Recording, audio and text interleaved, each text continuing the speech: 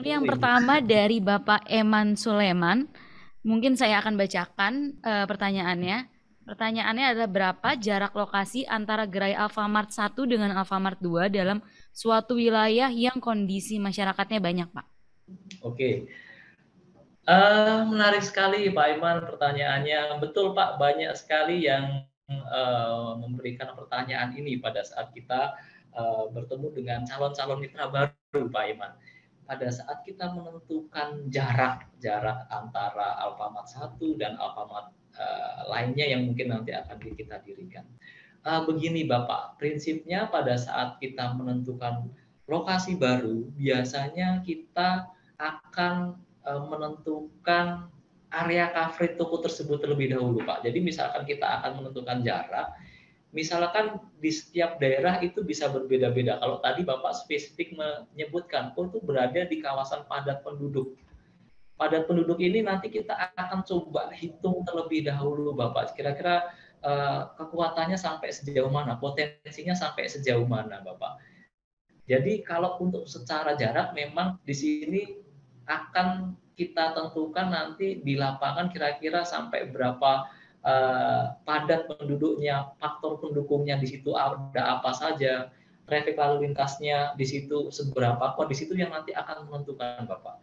Memang secara perjanjian kerjasama waralaba di situ memang kita ada zona istilahnya hak eksklusif waralabanya itu 100 meter Bapak. Cuman tidak serta-merta setiap jarak 100 meter kita dirikan, tidak.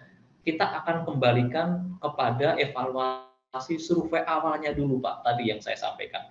Kepadatannya bagaimana, traffic lalu lintasnya bagaimana, kita akan tentukan faktor penduduknya bagaimana. Jadi kalau di daerah misalkan Pak di kota kabupaten, mungkin bisa hanya satu kecamatan satu, karena memang di situ secara potensinya ya memang hanya satu minimarket seperti itu. Tapi kalau misalkan di kawasan Jakarta yang sangat padat, mungkin ya nanti kita bisa akan hitung lagi, kita akan mappingkan toko A ini ada area coverage-nya masuk ke sebelah mana, traffic-nya kita akan ambil dari arah mana saja.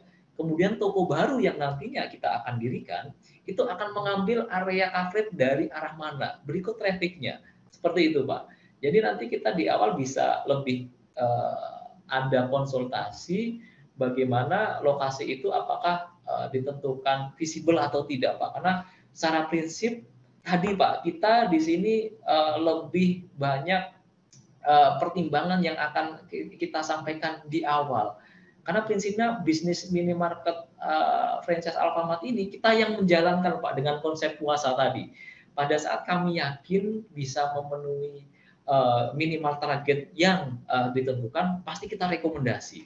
Akan tetapi di sini pada saat kita hitung tidak memenuhi target minimal penjualan yang kita tetapkan, tentu saja di sini kita sarankan jangan Pak, jangan di titik itu. Seperti itu Ibu Adinda. Jadi kita benar-benar harus perhatikan secara kekuatan marketnya dulu. Oke, baik Pak. Baik Pak Hari, terima kasih. Mungkin berarti maksudnya dikasih pengarahan dulu ya Pak. Maksudnya visibility Betul, study-nya kayak betul, gimana baru dikasih tahu. Terus nih betul. Pak Eman, ada tambahan pertanyaan dari Pak Eman nih Pak. Jika terjadi resikonya bagaimana dan cara penanggulangannya atau apakah ada tanggung jawab dari pihak Alfamart apa enggak? Mungkin maksudnya Pak Eman kalau misalkan tidak mencapai target gitu Pak. Ya.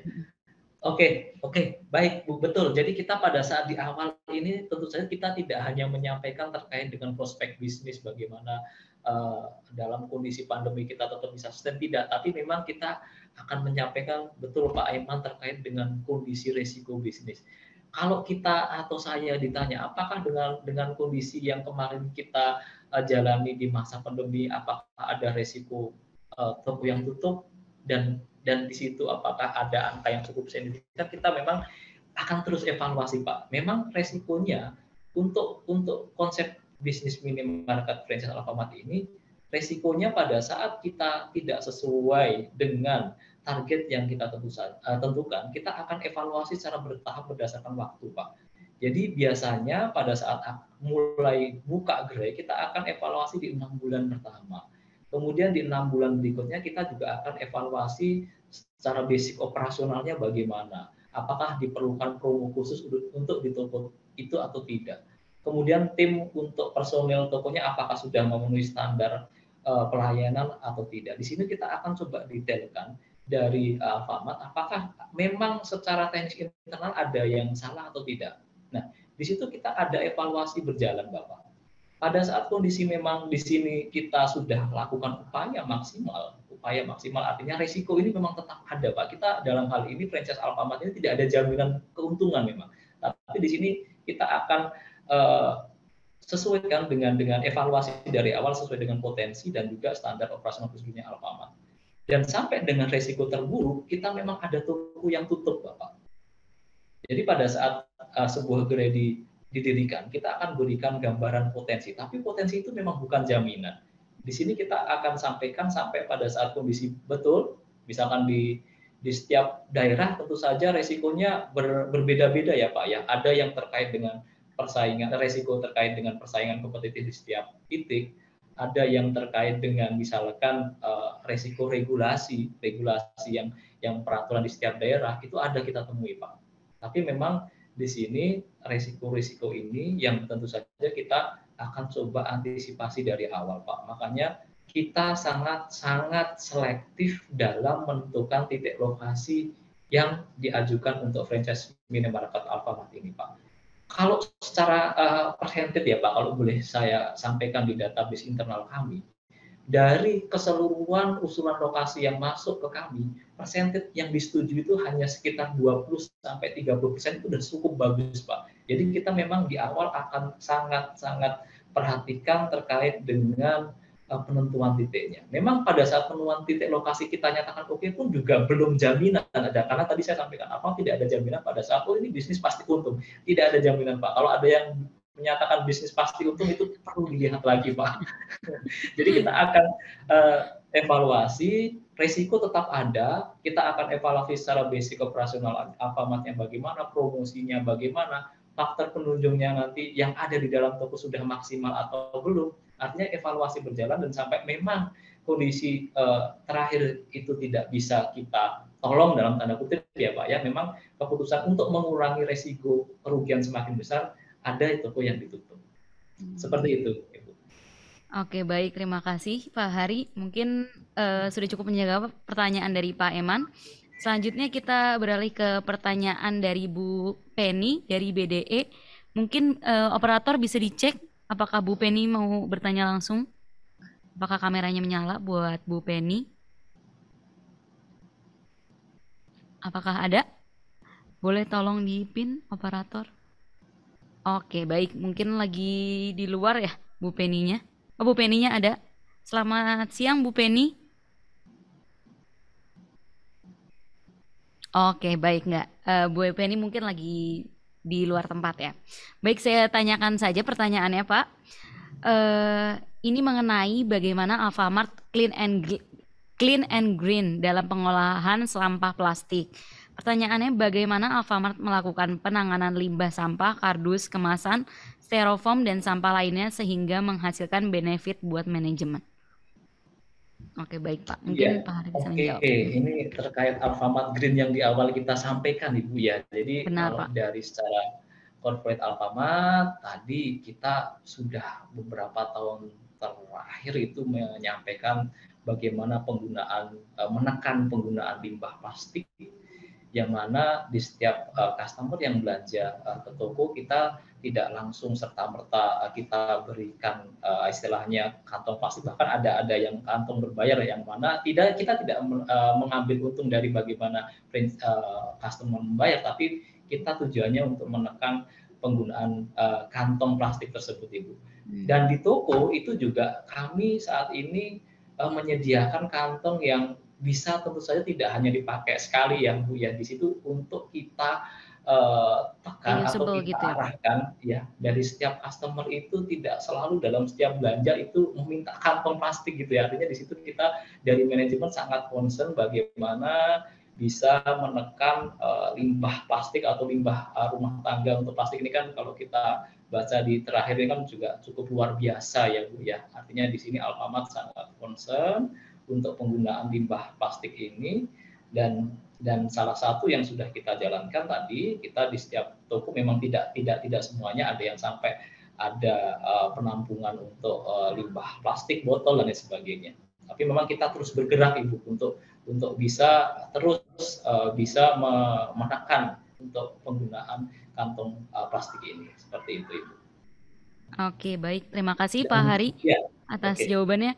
Mungkin ini ada kita lanjut ke pertanyaan selanjutnya mungkin dari Pak Radi.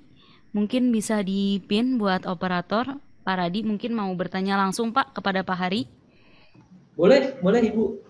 Apakah ini banyak banget nih pertanyaan pada antusias. Oke, baik. Selamat siang Pak Radi. Selamat siang. Oke, baik Pak. Mungkin bisa langsung bertanya langsung Pak ke Pak Hari, ke pakarnya. Ya, siang Pak Hari. Selamat siang Pak Radi. Ya, izin bertanya, kalau dari statistiknya Alfamart ya, itu ada berapa persen sih Pak waralabanya Alfamart itu yang gagal gitu yang tadi Bapak sampaikan itu, dan itu sebenarnya apa penyebabnya gitu ya? Kita bisa menentukan lokasi atau seperti apa gitu Pak. Itu yang pertama. Lalu yang kedua tadi Pak terkait dengan perizinan ya, saya lihat juga kan ada ikut biaya perizinan ya. Apakah perizinan lokasi itu sepenuhnya dilakukan atau dibantu oleh Alfamart atau harus kita sendiri yang melakukan itu Pak? Makasih Pak. Opsional Pak, ya. Oke. Baik, terima kasih Pak Radi. Pertanyaan pertama ya Pak, persentasenya berapa besar sih Pak? Mungkin ya gitu ya. Artinya toko kami yang ada resiko bahkan sampai tutup atau rugi gitu ya Pak ya. Begini Bapak, dari data yang kita evaluasi terakhir ya Pak ya, memang dari perjalanan kondisi yang sudah kita alami, apalagi 2 tahun terakhir ini kan memang cukup berat sekali ya Pak ya di semua sektor bisnis, apalagi di sini Alfamart di sini kan kita juga terus bisa bergerak. Kalau secara persentif Pak, kalau kita tarik data terakhir itu toko yang memang mengalami rugi dan bahkan tutup itu kita persennya di antara 2-3% Pak. Makanya kita sampaikan tidak ada jaminan sebuah bisnis itu untung 100% Pak. Jadi memang ada toko-toko kami itu yang memang di sini sampai risiko tutup pun ada, karena memang kondisi di lapangan memang sudah tidak memungkinkan, dan untuk menghindari kerugian yang lebih besar kita memang sepakati tutup. Seperti itu Pak. Dan di sini memang kita terus akan lihat dan amati ya Pak ya, dari resiko itu apa saja tadi kalau Bapak sampaikan, apa saja sih faktor dominan yang mempengaruhi sehingga resiko itu terjadi dan sampai paling fatalnya tutup. Yang kami temui Bapak, persentage yang paling besar tentu saja di tingkat persaingan Pak atau kompetisi Pak. Jadi kalau kita bicara bisnis minimarket ini, memang kalau Bapak masuk di setiap wilayah itu kan terus kita bergerak ya Pak, antara kita sendiri kan kita juga akan lihat pesaing utama kita gitu kan, ada kalau istilah di lapangan kan ada si merah, ada si biru, seperti itu ya Pak ya. Jadi memang faktor yang mempengaruhi kalau dengan head to head competitor itu sesama minimarket Pak yang paling besar. Kemudian kalau untuk sesama pemain retail yang lain, misalkan di sebuah wilayah itu, misalkan di setiap daerah ada minimarket lokal yang besar yang ada di kota kecamatan atau kabupaten, itu juga cukup berpengaruh. Kemudian berikutnya kalau kita lihat data itu terkait dengan regulasi Pak. Regulasi itu memang cukup berpengaruh terhadap risiko itu, karena ada juga misalkan terkait dengan aturan daerah, misalkan kuota, jarak pasar, itu memang beberapa wilayah ada yang berlaku surut, itu memang kita harus mau nggak mau itu kita harus evaluasi Pak. Tapi persentage yang paling mendominasi itu di lapangan kita lihat dan amati itu terkait dengan persaingan Pak. Itu. Jadi makanya kalau kita tentukan di awal nih Pak Radi, kita menentukan titik lokasi, makanya kita bekali atau sarankan untuk bagaimana toko itu bisa lebih bisa bersaing Pak untuk jangka panjangnya. Misalkan apa Pak? Misalkan ketersediaan lahan yang cukup nyaman untuk konsumen, di situ juga sangat-sangat berpengaruh Pak. Aksesnya toko kita lebih mudah, tampilannya lebih besar, itu pun juga berpengaruh Pak. Makanya di awal kita benar-benar harus pastikan bahwa jika lokasi itu kita nyatakan rekomendasi, itu memang di awal nanti akan berjalan itu bisa bersaing dengan resiko-resiko yang nanti kita akan hadapi Pak, terutama dengan adanya kompetitor baru. Begitu Pak Radi. Oke Pak, terima kasih. Tadi yang perizinan gimana Pak? Itu bisa misal kita minta bantuan sepenuhnya oleh Alfamart untuk ke Oh eh, iya, oke. Kalau untuk perizinan ini kita opsional Pak Radi. Jadi perizinan ini dinamikanya cukup cukup ini juga ya Pak, cukup menarik juga ya Pak di setiap daerah. Memang ekspansi gerai Alfamart ini sangat-sangat dipengaruhi dengan regulasi yang ada di setiap wilayah kabupaten atau kota Pak. Jadi untuk pengurusan perizinan yang nanti akan dijalankan, ini kita sifatnya opsional. Opsional itu Bapak bisa langsung mengurus sendiri, atau memang Alfamart di sini kita menunjuk rekanan Pak. Alfamart ini juga tidak langsung yang handle, tapi kita punya rekanan khusus yang nantinya akan membantu proses pengurusan perizinan. Memang di sini kita sudah ada mapping ya Pak, artinya mapping wilayah kabupaten dan kota, mana-mana saja regulasi perizinan minimarket Alfamart yang diperbolehkan atau tidak diperbolehkan, Pak. Kalaupun diperbolehkan, itu regulasi untuk syaratnya apa saja, misalkan ada kuota, ada jarak pasar, itu tentu saja kita akan ikuti. Begitu Pak Radi, jadi sifatnya opsional. Kalau Bapak punya link sendiri untuk bisa handle perizinan, itu tentu saja jauh lebih memudahkan Pak, karena kita ketahui lah untuk regulasi di Indonesia itu tentu saja perlu pendekatan dan jalur-jalur khusus Pak kalau kita amati memang Pak. Siap, terima kasih Pak Ari. Satu lagi Pak, tadi buat permohonannya gitu untuk survei itu gimana ke mana Pak kita mengajukan? Ya, kita untuk survei kalau untuk Bapak misalkan di website Alfamart itu bisa Pak, ataupun mungkin kita ada tersebar di 32 cabang di seluruh Indonesia Pak, itu kita ada kontak person masing-masing tim franchise relation kami. Bapak bisa langsung kontak atau lewat website Alfamart itu bisa langsung mengusulkan lokasi yang Bapak ajukan Pak. Tapi biasanya untuk lebih cepatnya Bapak ada kontak person tim franchise relation kami, nanti kita akan langsung bisa konsultasikan lokasi yang akan diajukan Pak. Oke. Ya, makasih Pak Ari. Terima kasih kembali Pak Radi. Oke, baik. Terima kasih Pak Radi atas pertanyaannya. Mungkin baik kita langsung ke selanjutnya, yaitu ke Bapak Irwan Juansah dari Dana Pensiun Jasa Marga. Mungkin Pak Irwan bisa langsung bertanya ke Pak Hari, Pak. Oke, mungkin operator bisa dibantu. Oke, baik. Mungkin lagi sedang di luar. Mungkin saya tanyakan pertanyaannya, Pak Hari. Selain biaya investasi, kira-kira berapa biasanya biaya operasi tambahan sesuai dengan besarnya Alfamart? Oke. Kalau tadi kita bicara besaran atau rincian untuk investasi awal ya Bu, tadi kan kita ada menyediakan untuk paket peralatan, biaya waralaba, kebutuhan untuk renovasi bangunan pastinya Bu, dan untuk pengurusan izin-izin. Itu empat investasi yang memang harus disiapkan di awal untuk pendirian gerai minimarket Alfamart Bu. Untuk renovasi tentu saja yang memerlukan alokasi yang cukup besar jika memang lokasinya dari tanah kosong misalkan seperti itu. Kemudian untuk perizinan menyesuaikan dengan kebutuhan perizinan, tentu saja di sini ada tarif yang berbeda-beda di setiap daerah. Seperti itu Ibu, udah paket peralatan tadi saya sebutkan antara 400 sampai 500 juta, dan untuk biaya waralaba itu 45 juta. Kalau untuk yang beban berjalan itu nantinya akan masuk di beban operasional rutin dalam setiap bulan Ibu. Misalkan untuk tadi saya sebutkan royalti, kemudian ada untuk beban gaji karyawan, itu akan masuk beban operasional rutin dalam setiap bulan. Seperti itu Bu Dinda. Boleh nanya langsung ini Mbak Dinda? Sorry. Boleh. Oke, baik Pak. Iya Pak, silakan Pak. Ya, maksud saya berapa total biaya biasanya ya misalnya daerah Jabodetabek atau Tangerang gitu ya. Seperti tadi perizinan, semacam biaya yang lain itu pada saat pembukaan awal ya. Anggaplah ini contohnya kita nyewa ruko misalnya gitu. Nah itu kan ada biaya renovasi dan sebagainya sesuai dengan paketnya kan. Nah, itu yang pertama. Yang kedua, melanjutkan pertanyaan Pak Radi tadi ya.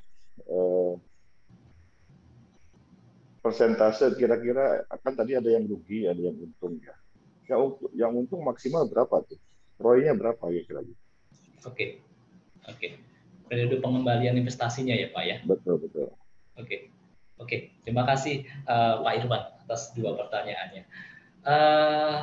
Pak Irwan, kalau untuk secara total investasi ya Pak ya, kalau di awal kita akan membuka gerai minimarket Alfamart, tadi kalau Bapak menyebutkan misalkan ada terkait variabel sewa ya Pak ya, variabel Misalnya. sewa.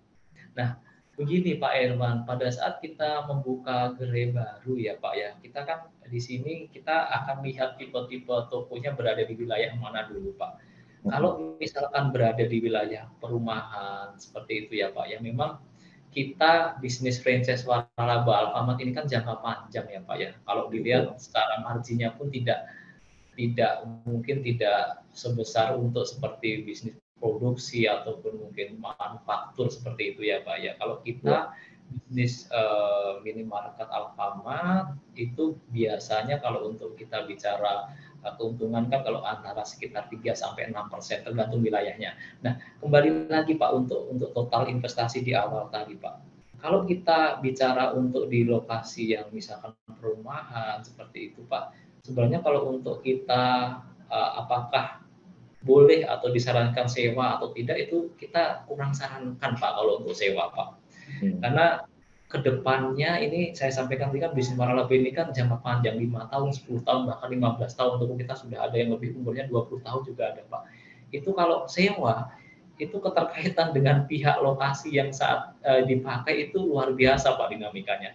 Kita ikuti saja seperti toko kami Pak, toko minimarket milik perusahaan kami, corporate kami, itu kan semuanya sewa Pak. Nah, di situ kita mengamati dari sewa yang bergerak setiap perpanjangan itu kenaikannya luar biasa, Pak. Belum lagi kalau pemilik tempat itu juga mungkin malah minat, itu kan kita juga tidak bisa melanjutkan untuk minimarket yang ada di lokasi itu. Sedangkan kita dalam membentuk segmen pasar, Pak, itu kan juga tidak dalam waktu singkat, Pak. Misalkan 5 tahun sudah mulai stabil secara performanya, kok ternyata kita mau perpanjang malah tidak boleh, ini kan menjadi satu risiko juga Pak. Jadi kalau kita sarankan, kalau lokasinya misalkan berada di lingkungan perumahan, itu kita sarankan lokasi milik sendiri Pak. Itu. Kemudian kalau secara total investasinya berapa? Kalau kita dari tanah kosong, memang tadi saya sampaikan kalau dari tanah kosong investasi yang besar juga itu untuk pembangunan Pak. Pembangunan itu antara sekitar 400 sampai 500 juta kalau dari tanah kosong. Berarti in total berikut dengan peralatan, izin dan sebagainya bisa sampai 1 miliar Pak. Itu memang di luar nilai properti yang memang harus misalkan ada kondisi pengadaan di awal ya Pak ya, atau pembelian di awal. Kalau secara investasi totalnya itu Pak. Jadi ada untuk kalau untuk sewa saya rasa mungkin kalau untuk di lokasi-lokasi spesifik bisa Pak, misalkan di rest area gitu ya Pak, itu kan memang tidak mungkin hak milik ya Pak. Nanti kita bisa hitungkan Pak, di rest area sewanya setahun berapa, renovasinya berapa, itu kita bisa akan hitungkan. Nah, targetnya berapa untuk pengembaliannya? Kita idealnya dari 5 tahun masa periode kerjasama waralaba ini, target maksimalnya kita di 3,5 tahun itu bisa kembali Pak. Itu Pak. Jadi kalau untuk kita sewa, kita harus pastikan dalam jangka waktu 5 tahun ya kita hitung secara total modal dan potensi pendapatannya bisa kembali di 3,5 tahun Pak. Kalau misalkan kita presentasikan di awal itu lebih dari 3,5 tahun, kita juga tidak sarankan Pak. Misalkan Bapak mau masuk di wilayah rest area, sewanya misalkan per tahun di situ kurang lebih ya Pak, misalkan nih, misalkan di angka misalkan 75 juta, 5 tahun kan sudah kurang lebih di angka cukup hampir 500 juta itu ya. Berikut renovasi dan sebagainya. Total modal misalnya 1 miliar. Kita akan evaluasi hitung potensi pendapatan selama 5 tahun ini apakah bisa akan kembali di 3,5 tahun atau tidak. Kalau memang bisa oke, kita sarankan untuk bisa terus lanjut, tapi kalau memang tidak, kita sarankan jangan Pak. Seperti itu Pak Irwan gambarannya Pak. Pak, mau nambah lagi ya. Kalau program diskon ya, karena suka ada program diskon dari Alfamart ya. Itu dari programnya Alfamart ya, bukan dari mitranya. Ya, oke. Betul Pak. Jadi pada saat mekanisme promo di toko ya Pak ya, memang kita di sini sini ada dua pendekatan ya Pak. Jadi memang ada yang model memang diskon atau promo yang diselenggarakan Alfamart dengan prinsipal Pak, prinsipal yang memiliki barang dagangan tersebut. Dan ada juga yang memang menjadi budget toko Pak. Jadi kita di setiap bulan itu ada untuk budget promonya Pak. Tapi kecil sekali Pak, biasanya kita sekitar 0,5% dari penjualan itu ada terkait dengan budget promo Pak. Tapi memang yang mendominasi dari model mekanisme promo yang berjalan di toko itu terkait dengan semua prinsipal barang dagangan yang ada di toko Pak. Gitu. Oke. Itu kan strategi juga ya Pak ya? Betul Pak. Itu yang paling bisa menarik konsumen ya Pak ya. Karena kan kita kalau melihat secara demografis pasar kita kan ibu-ibu gitu Pak ya, yang mana itu sangat sensitif terhadap harga Pak. Jadi kalau mungkin saya mungkin selisih, kalau bapak-bapak kan nggak terlalu ini ya Pak ya, nggak terlalu sensitif harga. Tapi kalau kita bicara dengan ibu-ibu, di perumahan ibu-ibu Pak. Ya betul Pak, selisih harga 1.000-2.000 aja dikejar, padahal mungkin ngejarnya juga biayanya lebih dari itu.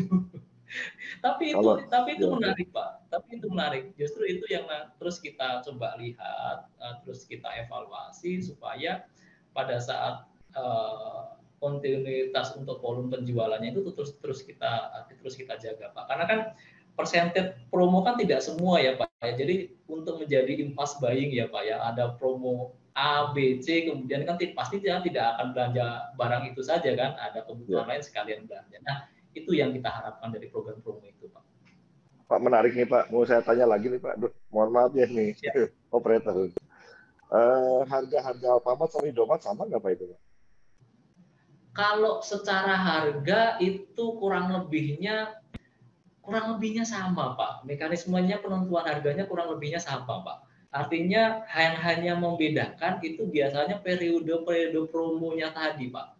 Jadi periode promo itu kan tentu saja tidak selalu itemnya sama Pak. Jadi pada saat ya Alfamart, Indomaret, Alfamart kadang promonya lagi periode barang A, kemudian Indomaret promonya dari barang B. Tapi secara kurang lebihnya untuk secara keseluruhan produknya itu harganya rata-rata sama Pak.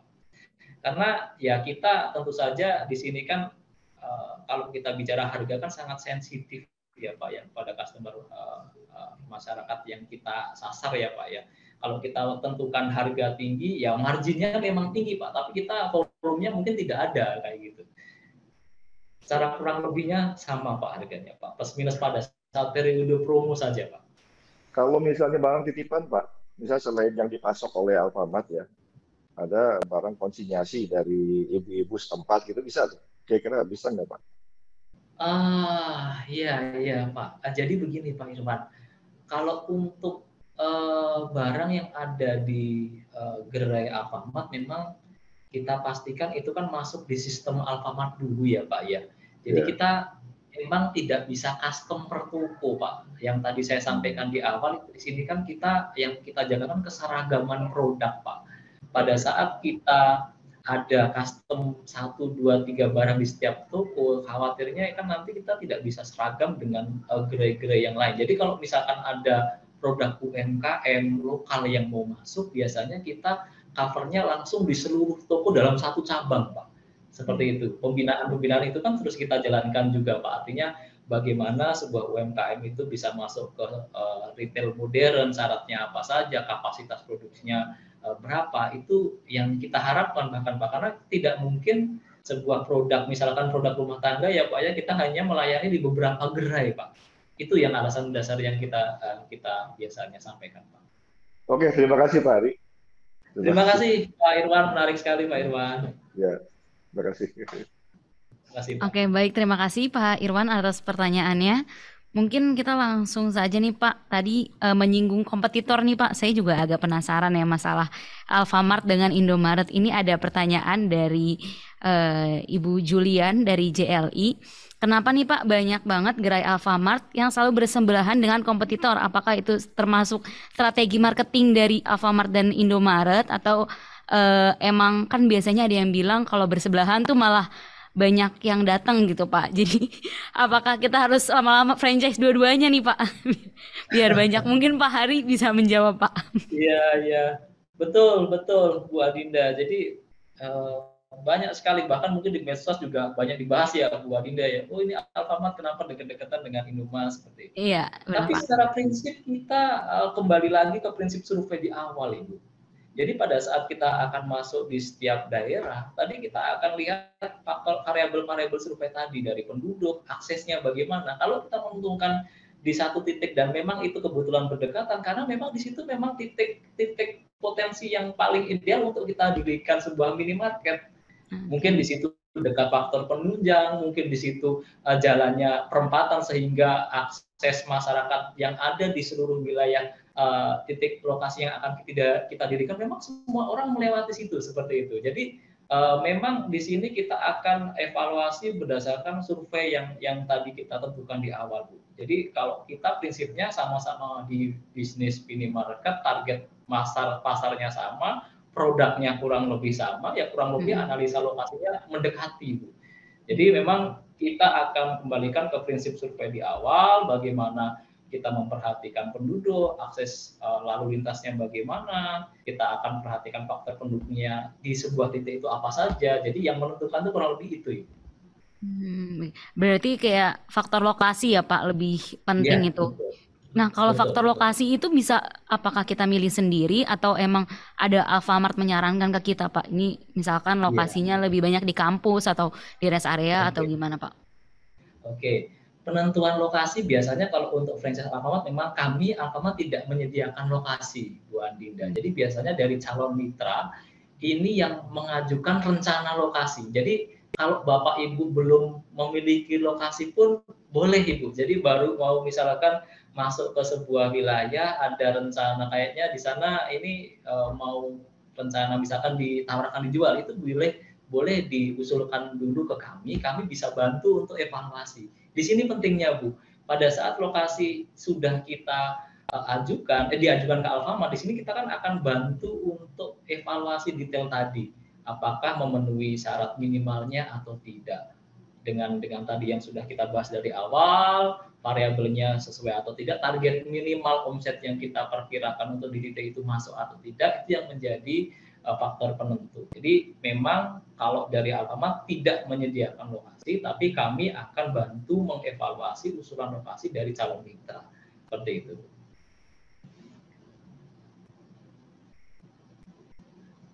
Dari Pak Hanafi, ini pertanyaannya agak banyak. Mungkin Pak Hanafi mau bertanya langsung dengan Pak Hari, Pak. Pak Hanafi dari JTT. Mungkin operator bisa dicek apakah Pak Hanafi on cam? Apakah ada Pak Hanafi? Pak Hanafi. Oke, baik Pak. Pak Hanafi, mungkin izin Pak, apakah mau bertanya langsung ke Pak Hari, Pak? Selamat siang Pak Hanafi. Ya, mungkin bisa di-unmute terlebih dahulu. Oke, baik Pak. Selamat siang Pak Hari. Selamat siang Mbak Dinda. Mohon izin Pak Hari, mau tanya nih terkait tadi sudah dijelaskan oleh Pak Hari bahwa ada beberapa faktor perizinan ya. Nah ini faktor perizinan sendiri itu lingkupnya kemana aja Pak ya? Jadi apakah di lingkungan RT RW-nya terus kemana? Nah ini dari sisi perizinan tadi itu instansi mana yang harus kita lalui izin itu untuk membuka gerai itu. Nah terus jangka waktu terkait dengan proses penyelesaian perizinan tadi itu berapa lama? Nah, terus timbul biaya berapa itu di masing-masing institusi atau instansi itu tadi, Pak? Gitu kan. Nah, terus yang kedua, ini kan tadi ada biaya franchise dan segala macam ya, Pak ya. Nah, apabila di dalam masa kontraknya sudah berakhir nih, gitu kan. Nah, kemungkinan si pihak pemilik atau franchisor-nya tadi ingin menjalankan sendiri nih untuk mekanisme penjualan secara swalayan tadi. Nah ini apakah dimungkinkan? Nah terus mekanisme bagaimana nih? Apakah harus dijual habis dulu terus baru boleh ini ataukah nanti seperti apa nih? Nah, terkait dengan layout tadi kan ada layout ya secara hak perangkatnya tadi apa rak dan segala macam tadi itu seperti apa nih untuk kebijakan di Alfamart-nya. Mungkin seperti itu dulu Pak. Terima kasih. Baik, terima kasih Pak Hanafi. Poin pertama terkait perizinan ya Pak Hanafi ya. Untuk perizinan operasional gerai Alfamart, memang di sini terkait pertama badan usaha dulu ya Pak. Tadi kan kita harus atas nama minimal CV atau PT Pak.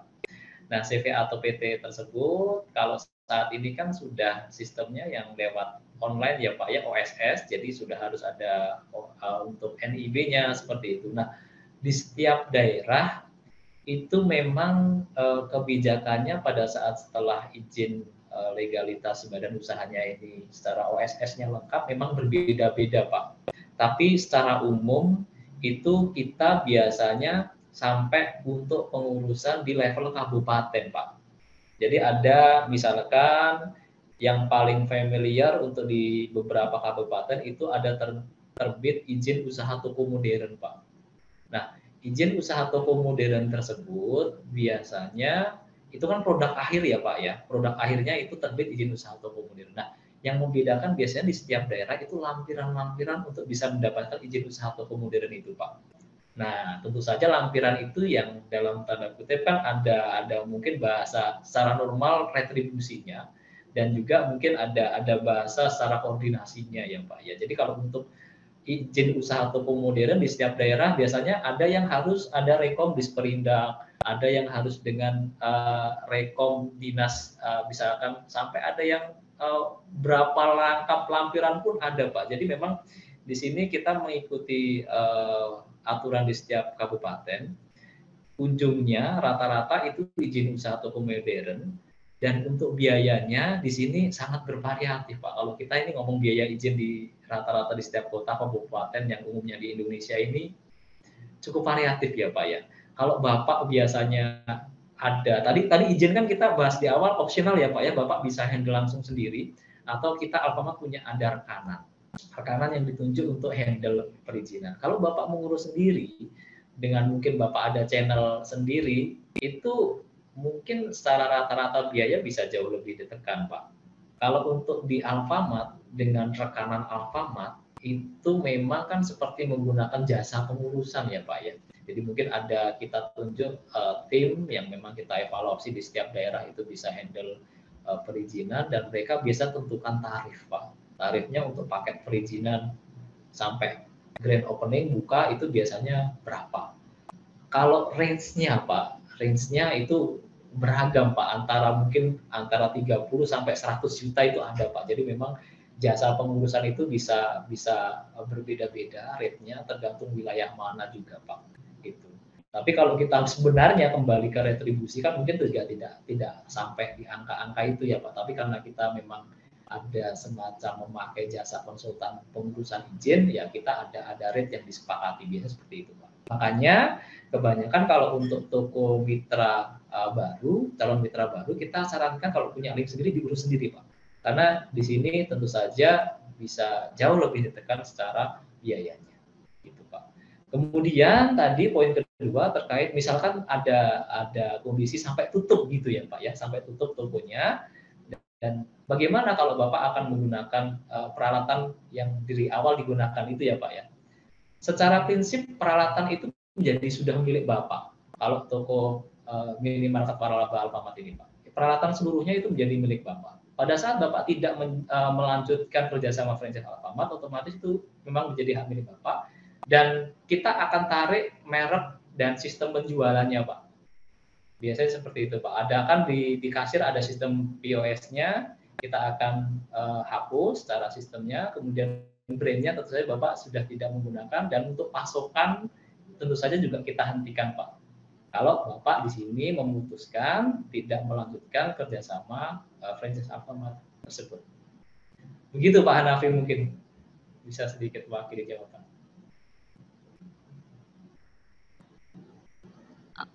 Oke, baik. Mungkin sudah cukup Pak Hanafi atas jawaban dari Pak Hari? Iya, cukup Mbak. Sebentar ya, masih. Oke, baik. Terima kasih Pak Hanafi. Mungkin satu pertanyaan lagi Pak Hari dari Pak Hendri Taufik dari JGP. Mungkin operator bisa bisa dipin. Oke Pak Hendri, boleh Pak langsung bertanya ke Pak Hari Pak. Baik, terima kasih Bu Ya. Adinda. Menarik sekali nih Pak Hari, sudah banyak yang menanya dan ya jadi lebih membuka lagi lah kita terkait dengan bisnis waralaba ini. Saya mungkin sedikit aja Pak, terkait dengan ketentuan upgrade tipe gerai. Misalkan kita awalnya tipe 36, ternyata rame nih. Bisa nggak sebelum 5 tahun di-upgrade menjadi tipe kelasnya 45 ya?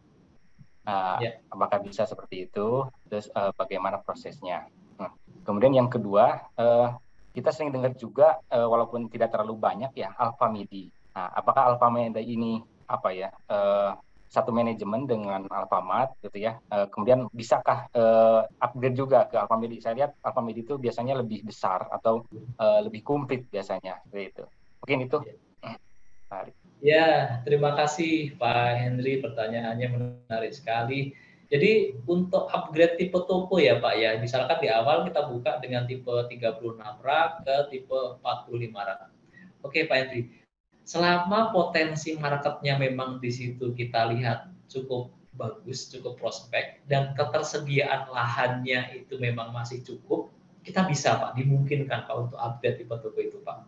Artinya biasanya kalau untuk sesama Alfamart dulu ya Pak ya, kan tipe 36 dan ke 45 rak itu hanya nanti kita relayout kembali Pak. Kalau tipe toko yang 36 nanti tentu saja jumlah raknya kurang lebih sekitar 36 sampai 39 40 rak. Kalau untuk yang tipe 45 rak nanti tinggal hanya kita relayout, kita tambahkan raknya kembali Pak. Tentu saja penambahan rak itu kan juga adanya penambahan item, dengan harapan dengan penambahan item tersebut bisa juga menambah volume penjualan toko tersebut. Misalnya tadi kan harus dievaluasi di awal dulu Pak, apakah memang segmen atau prospek pasarnya bisa lebih berkembang kalau kita nanti menambah item barang dengan menaikkan tipe tokonya. Dan kalau tadi menyangkut dengan Alfamidi ya Pak, kalau kita memang satu holding tapi beda perusahaan Bapak. Jadi kalau untuk misalkan Bapak potensinya kita lihat cukup besar, space-nya ada, itu bisa ya dipertimbangkan untuk upgrade ke sana. Tapi memang konsep dengan Alfamart-nya ini tutup dulu Pak, karena kan kita berbeda perusahaan nih Pak. Seperti itu. Jadi kalau untuk Alfamidi tentu saja kan target pasarnya harus minimal 2 kalinya Alfamart Pak, karena kan mereka memang tipe tokonya juga jauh lebih besar, ketersediaan barangnya jauh lebih lengkap, tapi di situ juga diikuti OPEX-nya juga lebih besar ya Pak, ya makanya kita pada saat akan menaikkan tipe toko mungkin jauh lebih besar, kita harus mempertimbangkan prospek untuk pendapatan atau potensi sales-nya bagaimana, dengan juga mempertimbangkan sisi biaya yang nanti kita akan keluarkan bagaimana Pak. Di setiap daerah kita kadang juga saling ini ya Pak ya, saling memberikan evaluasi Pak. Artinya misalkan gerai baru di sana memang diusulkan untuk misalkan cukup besar lahan, diusulkan Alfamart, tapi prospeknya memang di situ volumenya cukup untuk Alfamart, maka kita sarankan ya Alfamart dulu saja. Karena pada saat kita memberikan dengan skup yang lebih besar, dengan OPEX yang lebih besar, tapi potensi omsetnya tidak bisa mengikuti, jadinya nanti minus Pak. Seperti itu. Begitu Pak Henry? Ya, terima kasih banyak Pak Ari. Sama-sama Pak. Oke, baik. Terima kasih Pak Henry atas pertanyaannya. Mungkin kita lanjut lagi.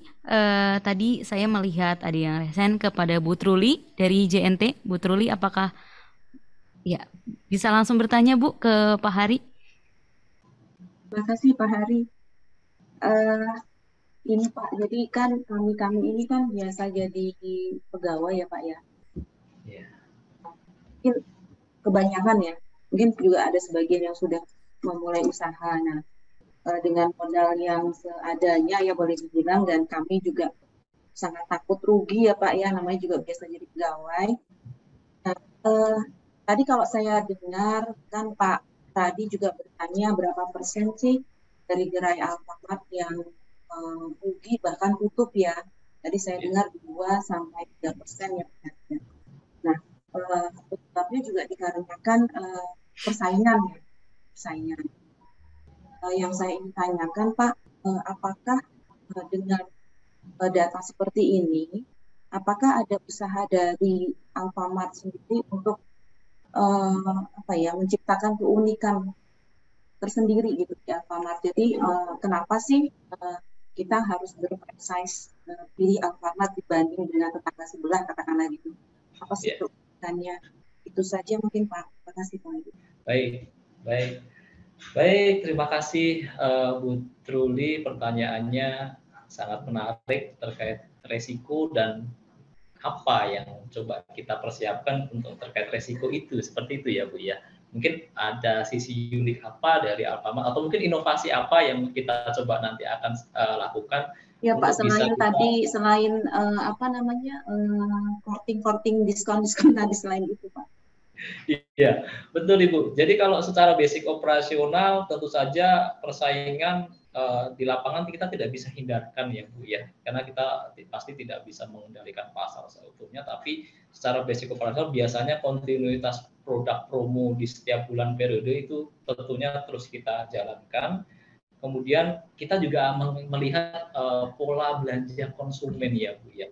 Kalau saat ini kan kita sudah mengalami pergeseran generasi ya Bu ya, dari yang dulu memang kalau zaman saya itu belanja itu kalau nggak langsung datang milih tempat, milih produknya megang itu nggak puas. Tapi kalau mungkin anak-anak sekarang itu kan semuanya online, semuanya mereka yang nggak harus datang, tapi mereka bisa langsung hanya sekedar gadget di tangan, klik-klik selesai. Nah, kita juga coba untuk menyikapi kondisi itu ya Bu ya. Kami di awal tadi juga sampaikan misalkan untuk layanan online belanja online saat ini kita terus concern untuk bisa kembangkan Bu. Saat ini kita sudah ada yang layanan yang namanya Alfa Gift Bu. Mungkin Ibu di toko mungkin Alfamart ada sempat buka aplikasi namanya Alfa Gift. Di situ kita layanan belanja online yang mana di setiap customer itu tidak perlu ke toko, tapi seluruh produk apa sudah ada di dalam aplikasi tersebut, dan itu nanti akan dikirimkan, biasanya target kita maksimal 2 jam barang sudah sampai di toko. Nah, itu salah satu poin yang saat ini coba terus concern kita kembangkan Bu, dan di sini memang terbukti untuk respon pasarnya sangat bagus sih Bu. Karena mungkin orang kalau pada saat ini dengan kondisi kreditnya jalanan, dengan waktu yang sangat terbatas, mereka mungkin untuk langsung datang ke toko sangat ini ya, sangat repot. Tapi dengan kita fasilitasi inovasi itu, volume yang kita amati dari bulan ke bulan, dari beberapa tahun kita coba rintis untuk pengembangan aplikasi itu cukup bagus. Nah, itu Bu yang coba kita terus lihat, kita terus amati bagaimana kita menciptakan sebuah layanan belanja yang lebih memudahkan customer dalam memenuhi setiap kebutuhan rumah tangganya.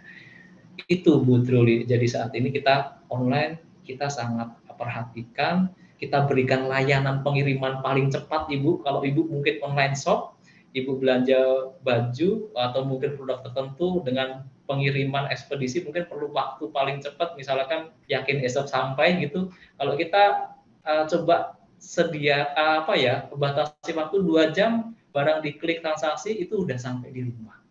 Karena kita punya jaringan toko menyebar di seluruh wilayah Indonesia.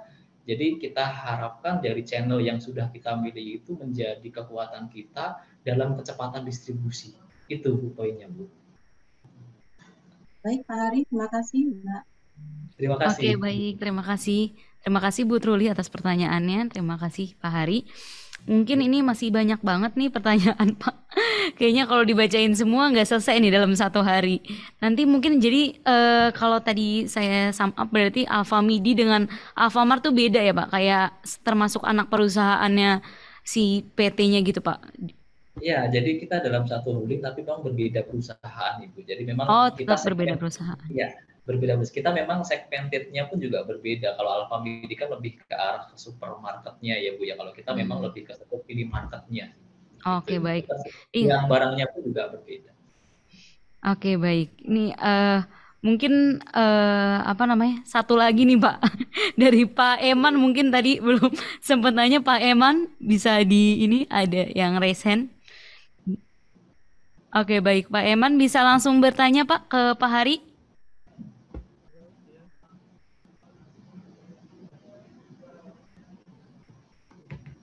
Ya Pak Eman, apakah mau bertanya? Pak Eman, belum terdengar suaranya Pak. Apakah bisa operator? Coba tolong dicek. Oke, suaranya udah terdengar? Belum terdengar Pak. Oke, baik. Mungkin terkendala jaringan kali ya. Sampai sekarang belum terdengar suara dari Pak Eman. Pak Eman, apakah jadi bertanya nih? Mungkin kita akan next ke pertanyaan terakhir nih dari Paradi lagi. Tadi mungkin ada tambahan pertanyaan. Untuk pembuatan bangunannya, apakah dilakukan oleh pihak Alfamart atau per waralabanya? Dan untuk yang tipe 36, berapa perkiraan biayanya? Mungkin bisa dijawab Pak Hari. Ya, untuk teknis bangunan memang di sini kita opsional lagi ya Bu ya, artinya tidak mewajibkan ini harus dihandle oleh Alfamart atau rekanannya, tidak. Jadi dari beberapa variabel investasi yang tadi saya sampaikan, itu untuk perizinan, untuk pembangunan atau renovasi, itu bisa langsung dihandle oleh calon mitra. Untuk besarannya tadi tentu saja mengikuti existing lokasi yang diajukan Ibu. Kalau misalkan tadi tanah kosong, saya sampaikan range-nya di antara 400 sampai 500 juta misalkan kalau dari tanah kosong dari nol ya Bu ya. Kemudian kalau untuk ruko biasanya mengikuti besaran kebutuhan renovasinya berapa. Tapi kalau di range-nya biasanya sekitar 50% dari tidak ada 50%, misalkan sekitar 100 sampai 200 juta dari kebutuhan renovasi kalau untuk bentuknya ruko. Jadi pertama saya ulangi, itu opsional, bisa dikerjakan langsung oleh calon mitra atau diserahkan ke rekanan kontraktor Alfamart. Besarannya tadi kalau tanah kosong antara 400 sampai 500 juta, kalau untuk bentuknya ruko biasanya lebih kecil antara 100 sampai 200 juta. Seperti itu Ibu. Oke, baik. Terima kasih banyak Pak